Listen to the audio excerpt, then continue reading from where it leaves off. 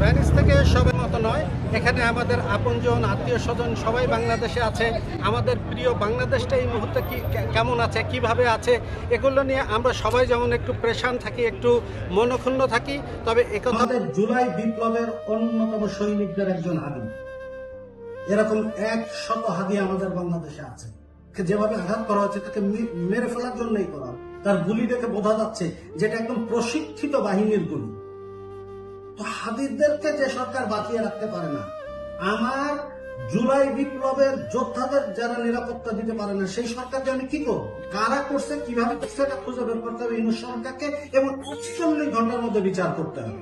ইউনূস সরকার এই হাদি এই নির্বাচনের ঘোষিত নির্বাচনের একজন ক্যান্ডিডেট ছিল। যে সরকার ক্যান্ডিডেটদের নিরাপত্তা দিতে পারে না, সেই সরকার কিসের নির্বাচন করবে, কেন করবে, কিভাবে করবে? দোষারোপের রাজনীতি থেকে সরে আসতে চাই। আমরা চাই ইউনূস সরকারের সুষ্ঠু তদন্ত করবে এবং খুঁজে বের করবে।